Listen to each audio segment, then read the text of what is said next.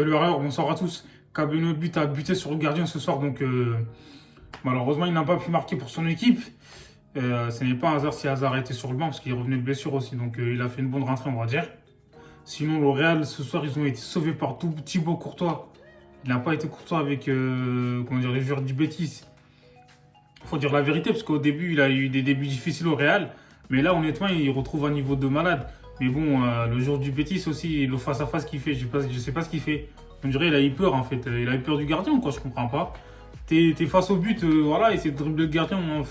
À mon avis, il a pas. Comment dire, il a été indécis, en fait. Donc voilà, bref. Le Real, ils auraient pu jouer 48 heures et ils allaient jamais marquer, en fait. C'est impossible. S'il y a des matchs comme ça, hein, c'est malheureusement dans le foot, il y a des jours, il y a des jours sans et voilà, des jours avec. Comment dire? Donc du coup, le Real, il laisse l'opportunité au Barça de revenir devant. Ça, c'est pas mal, ça. Honnêtement, ça, c'est pas mal. Là, ils avaient l'occasion de gratter des points sur l'Atlético et de distancer un peu le Barça. Donc du coup, là, ils se sont loupés.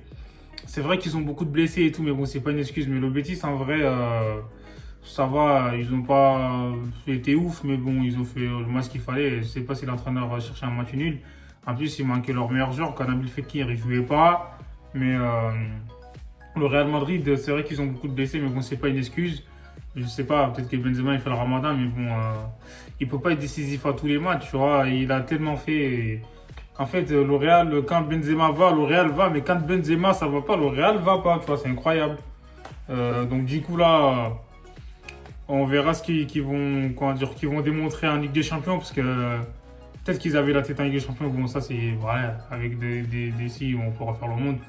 Mais il faut être concentré en fait. Ils sont bien placés pour parce que c'est des grands joueurs et c'est des joueurs d'expérience parce que ça fait des années qu'ils enchaînent en fait les matchs de championnat et Ligue des Champions.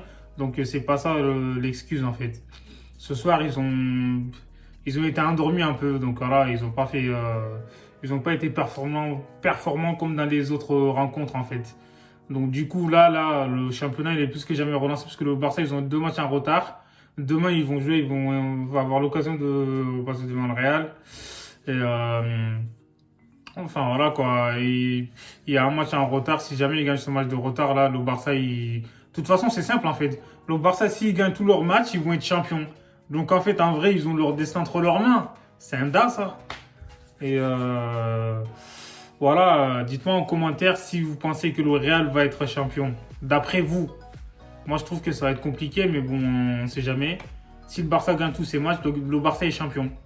Donc, c'est pas facile à faire, mais bon, il faut se donner les moyens. Les Blaugrana. On lâche R, n'hésitez pas à vous abonner.